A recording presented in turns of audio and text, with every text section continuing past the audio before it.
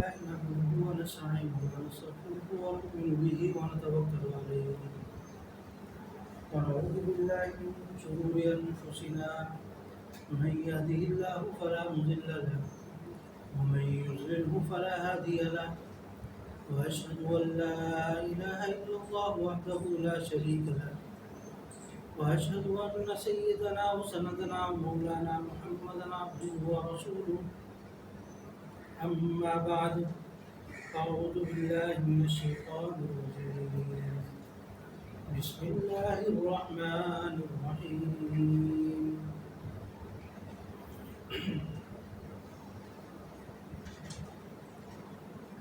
إنا أعطيناك الكوثر فصل لربك وانحر إن شانئك هو الأبتر صدق الله العظيم.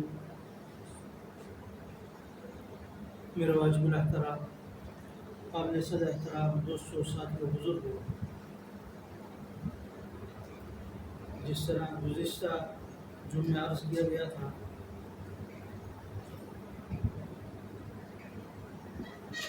کہ عشرہ ذی الحجہ اللہ رب العزت کے ہاں بہت ہی زیادہ اہمیت کا حامل ہے، کیونکہ اس مہینے میں اللہ رب العزت ان ایام میں بہت سی عبادات کو جمع کر دیتے ہیں۔ نماز ایک مستقل عبادت جو پورا سال ہم پر لازم رہتی ہے، وہ تو اپنی جگہ ہے، اس کے ساتھ ساتھ ان ایام میں لوگ روزوں کا اہتمام شروع کر دیتے ہیں۔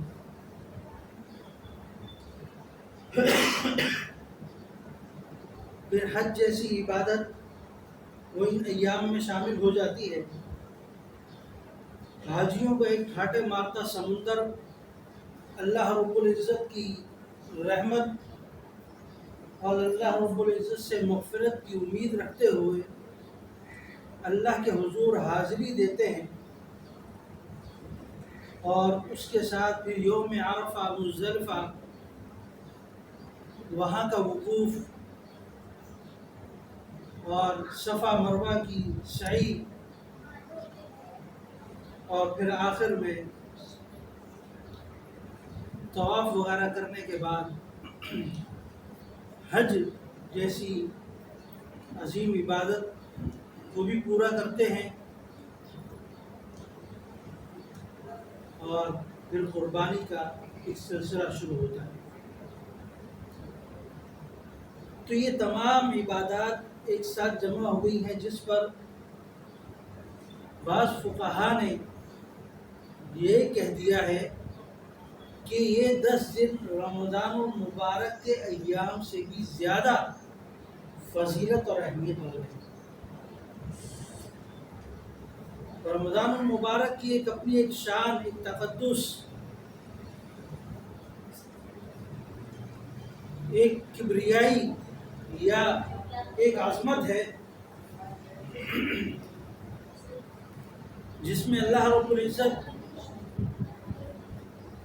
شیاطین کو جگڑ لیتے ہیں اور عبادت کرنے پر عبادتوں کے اجر کو بھی بڑھا دیتے ہیں۔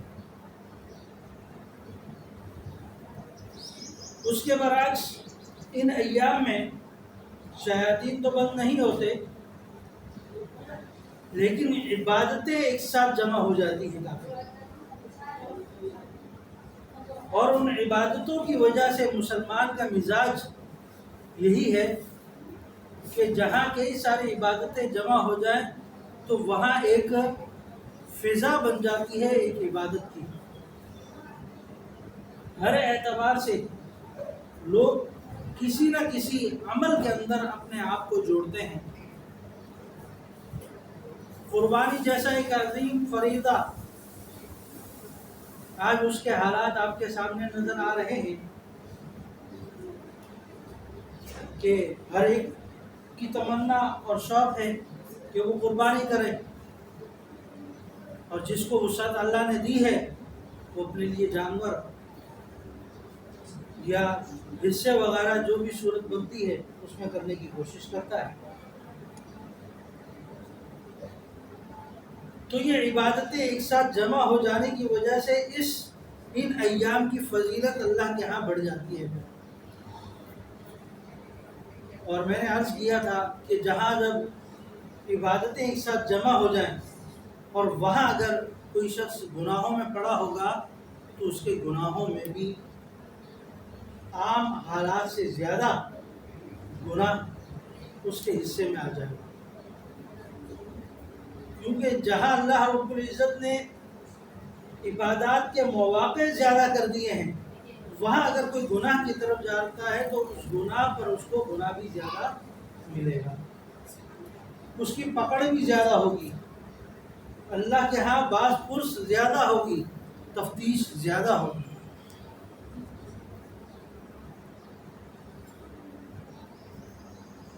شریعت میں جس طرح کہا جاتا ہے کہ اگر تمہاری زبان کسی کے لیے اچھا بول نہیں سکتی تو کم سے کم کسی کے لیے برا بھی نہ بولو، کسی کے بارے میں اچھا نہیں بول سکتے تو کسی کی غیبت بھی نہ کرو، پھر خاموشی اختیار کرو۔ تو اسی طرح ان ایام میں اگر کوئی نیکی نہیں کر سکتے تو گناہ بھی نہ کرو، گناہ سے بھی اپنے آپ کو بچاؤ، ایسا نہ ہو کہ نیکی بھی نہیں کر رہے اور گناہوں میں بھی بڑھتے جا رہے ہو تو اللہ کی ناراضگی اپنے اوپر لینے والی۔ یہ ایام قربانی کے شروع ہو رہے ہیں اور اس سے پہلے یوم عرفہ کا روزہ، جس طرح کل سعودیہ میں یوم عرفہ ہوگا اور پرسوں پھر یہاں پر یوم عرفہ کا دن ہوگا۔ بعض لوگ اس میں بھی غلطی کرتے ہیں اور سمجھتے یہ ہیں کہ جس دن یوم عرفہ حاجی لوگ کریں گے اسی دن روزہ رکھا جائے گا، حالانکہ یہ غلط ہے۔ ہر ملک کے اعتبار سے اس کی تاریخ کے اعتبار سے ہوگا۔ ہمارے ہاں 9 تاریخ اتوار کے دن بن رہی ہے، سعودیہ میں 9 تاریخ ہفتے کے دن بنے گی، تو وہاں پر یوم عرفہ ہفتے کے دن ہوگا، ہمارے ہاں اتوار کے دن ہوگا۔ تو ہمارے ہاں یوم عرفہ کا روزہ اتوار کے دن ہوگا، ان کے ہاں یوم عرفہ کا اگر کوئی روزہ رکھتا ہے تو وہ ہفتے کے دن رکھے گا۔ بڑی فضیلت ہے یوم عرفہ کے روزے کی، 1 سال پہلے اور 1 سال بعد سے اللہ رب العزت گناہ معاف فرما دیتے ہیں بندہ اگر کوئی گناہ اس سے ہو جائے۔ صرف 1 دن کے روزہ رکھنے پر بڑے بڑے فضائل اللہ رب العزت کی طرف سے۔ کوئی رات میں عبادت کرتا ہے کہا جاتا ہے کہ شب قدر کے برابر ثواب ہے اس کے لیے۔ اچھا، ان ایام میں کوئی مخصوص عبادت نہیں ہے، اپنے طور پر جس طرح روزمرہ عبادتیں کی جاتی ہیں، تلاوت کلام پاک ہوتا ہے، اسی طرح ان ایام میں بھی کیا جائے۔ کوئی مخصوص عبادت شریعت میں نہ ہے اور نہ ہی ہمارے اکابر کی طرف سے کوئی خاص عبادت کی گئی۔ البتہ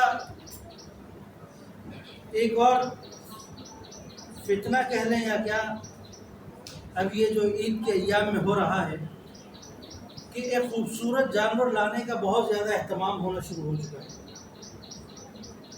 اور اس کے لیے مہنگے سے مہنگی رقم ادا کر کے خوبصورت جانور لائے جاتے ہیں، حالانکہ شریعت اس طرح کی فضولیات سے منع کرتی ہے۔ شریعت کے ہاں خوبصورت جانور ظاہری اعتبار سے اس کی خوبصورتی ہو، کھانے پینے کے اعتبار سے فربہ ہو جانور، کوئی بیماری نہ ہو، دیکھنے میں بھلا معلوم ہو، بس وہ خوبصورتی ہے۔ یہ خوبصورتی نہیں ہے کہ اس کو مختلف قسم کی خوراکیں کھلا کھلا کر آپ نے موٹا کر دیا ہو اور اس سے چلنا بھی مشکل ہو، وہ بیٹھ جائے تو دوبارہ اٹھ نہ سکے، ایسا جانور شریعت منع کرتی ہے۔ اور اگر اس کو بہت گہرائی کے اندر چلے جائے تو شاید بعض لوگوں کی قربانی تک نہیں ہوتی۔ کیونکہ اس طرح کی چیزیں کھلانے کے بعد آپ اپنے جانور کو اذیت میں مبتلا کر رہے ہیں۔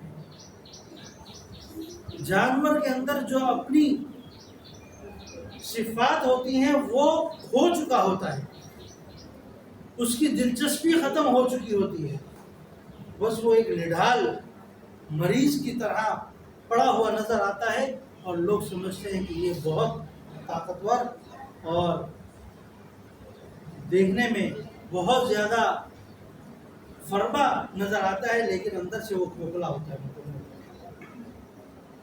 تو ایسے جانور کی قربانی نہ کی جائے۔ مفتی تقی عثمانی صاحب دامت برکاتہم العالیہ، آپ نے نام سنا ہے، ان کا کہنا یہ ہے کہ اس سال اگر کوئی شخص بہت زیادہ نفلی قربانیاں کیا کرتا تھا عام ایام میں، تو اس سال وہ نہ کرے، نفلی قربانیاں نہ کرے، البتہ جس پر واجب ہے وہ ضرور قربانی کرے۔ نفلی قربانیوں سے بہتر یہ ہے کہ غزہ کے فلسطین کے مسلمانوں کی مدد کی جائے، ان کے ساتھ تعاون کیا جائے۔ جس طرح کچھ عرصہ پہلے انہوں نے کہا تھا کہ نفل عمرے نہ کیے جائیں، نفل عمرے کرنے کے بجائے آپ یہ پیسے، یہ رقم غزہ کے مسلمانوں کے لیے بھیجیں، فلسطین کے مسلمانوں کے لیے بھیجیں، تاکہ ایک بھائی چارگی بھی پیدا ہو اور اپنے مسلمان بھائیوں کے ساتھ ایک تعاون کا سبب بھی بن جائے۔ یا ان کے لیے قربانی، وقت قربانی کر کے بھیجیں، جس طرح کر سکتے ہیں اس طریقے سے ان کے ساتھ تعاون کیا جائے۔ یہ کچھ باتیں تھیں جو آپ حضرات کے سامنے رکھنی تھی۔ یقیناً ایک اچھے جانور ہر ایک کی خواہش ہے۔ شیخ الہند رحمۃ اللہ علیہ ہمارے اکابر میں گزرے ہیں، بہت ہی احادیث پر کام کرنے والے اور کئی ائمہ کو تیار کرنے والے، اور دینی خدمات کوئی ڈھکی چھپی نہیں ان کی۔ وہ قربانی کیا کرتے تھے اپنے جانور کی مختلف ایام میں، یعنی مختلف سالوں میں۔ تو ایک واقعہ ان کا آتا ہے کہ ایک مرتبہ وہ جانور لے کر آئے اور جانوروں کو اتنا مانوس کر لیتے تھے اپنے ساتھ جس طرح آپ کا اپنا بچہ ہوتا ہے۔ رسی باندھتے نہیں تھے، اکثر بہت کم رات کے اوقات میں یا کچھ اس طرح شام کے اوقات میں، تو جانور ان کے کھلے ہوتے تھے۔ تو جو قربانی کا جانور ہوتا تھا اس کے ساتھ بہت زیادہ انسیت رکھتے تھے، اس کی دیکھ بھال، کھانا پلانا، سب کچھ، یہاں تک کہ جب آخری ایام شروع ہو جاتے، یعنی قربانی کے دن قریب آ جاتے، تو اس میں باقاعدہ ان کو دودھ بھر کے بالٹی، اور اسی طریقے سے اس بالٹی میں جلیبیاں ڈال کر کھلائی جاتی اپنے قربانی کے جانور کو۔ اس طرح ان کی جانور کے ساتھ محبت تھی۔ جب سبق کے لیے درسگاہ میں آتے تھے تو جانور دروازے پر باہر بیٹھا ہوتا تھا ان کے انتظار میں کہ جب یہ سبق پڑھا کر جائیں گے تو میں ان کے ساتھ جاؤں۔ تو وہ باہر بیٹھا رہتا تھا اور یہ اندر سبق پڑھاتے تھے حدیث کا، اور اس طرح پھر واپس جاتے۔ تو اتنی زیادہ انسیت ہو جاتی تھی کہ اپنے جانور کو پھر جب قربان کرتے تھے تو کئی مرتبہ ان کے آنکھوں سے آنسو جاری ہو جاتے تھے۔ ایک محبت ہو جاتی ہے، جس طرح آپ کو اپنے بچوں سے محبت ہے، اس طرح میں نے کہا کہ وہ اپنے بچوں کی طرح قربانی کے جانور کے ساتھ محبت کیا کرتے تھے۔ تو اگرچہ ہمارے ہاں تو یہ رواج نہیں ہے عموماً پالنے کا اتنا زیادہ، تو بہتر یہی ہے کہ قربانی کے جانور کو پال کر اس کی خوب خدمت کر کے پھر قربان کیا جائے، تاکہ پتہ چلے کہ آپ اپنے کسی ایک جز کو قربان کر رہے ہیں۔ اگرچہ قربانی ہو جاتی ہے، جو 2-4 دن پہلے لا کر قربان کر دیتے ہیں، وہ قربانی تو ہو جاتی ہے، لیکن انسیت نہیں ہو پاتی جانور کے ساتھ، تاکہ محبت ہو اور ایک قربان کیا جائے۔ حضرت ابراہیم علیہ السلام نے سب سے پہلے جب اپنے بیٹے کو قربان کیا، اصل قربانی وہی کہ جس طرح اپنے بیٹے سے محبت ہوتی ہے اس کو ذبح کیا جائے، اس کو لٹایا جائے، تو اس طرح آپ کو اپنے جانور سے محبت اور وصیت ہو جانی چاہیے۔ اللہ تعالیٰ عمل کی توفیق عطا فرمائے اور خوب سے خوب جانور قربان کرنے والا بنائے۔ اگر نفلی قربانی کر رہے ہیں تو کوشش کریں کہ اس کو غزہ کے مسلمانوں کے لیے بھیجیں، فلسطین کے مسلمانوں کے لیے بھیجیں۔ اور دوسرا یہ جو آج کل بہت زیادہ عام چل رہا ہے کہ قربانی نہ کی جائے، اس سے ایک علاقے کے اندر، اور دوسرا یہ کہ چلتی پھرتی جان کو آپ ضائع کر دیتے ہیں، تو یہ بالکل غلط عنصر ہے، یہ آپ کے ذہن میں آنا بھی نہیں چاہیے۔ اور یہ ایک ان لوگوں کی زبان ہے، ان لوگوں کی بات ہے جو اسلام سے متنفر ہے، جو چاہتے ہی نہیں ہیں کہ اسلامی شعار یا اللہ رب العزت کے احکامات نافذ ہوں، جو چاہتے یہی ہیں کہ مسلمان اپنی دینی روایات کو آہستہ آہستہ ختم کرتے جائے۔ تو یہ ان کی باتیں ہوتی ہیں کہ جانور قربان نہ کیے جائے، ایک سے ایک دن میں آپ لاکھوں جانور قربان کر دیتے ہیں، اس سے کیا فائدہ؟ بہتر یہ ہے کہ غریبوں کی مدد کی جائے، دوسرے لوگوں کی مدد کی جائے۔ تو اس طرح کی باتیں کی جاتی ہیں۔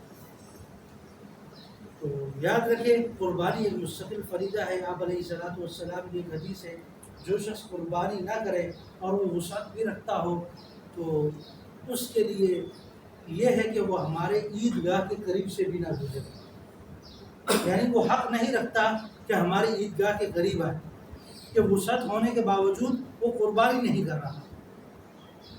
تو جس کو اللہ رب العزت نے طاقت دی ہے، ہمت دی ہے، اور وہ یا تو اگر اس پر واجب ہو گئی ہے پھر تو کسی نہ کسی طریقے سے کرنی ہے، چاہے وہ سونا بیچے یا کچھ بھی کرے تو وہ قربانی کرے یا کسی سے قرض لے۔ لیکن اگر کسی پر واجب نہیں ہے، نفلی طور پر کرنا چاہتا ہے تو اللہ نے وسعت دی ہے تو لازمی کرے۔ اللہ تعالیٰ عمل کی توفیق عطا فرمائے۔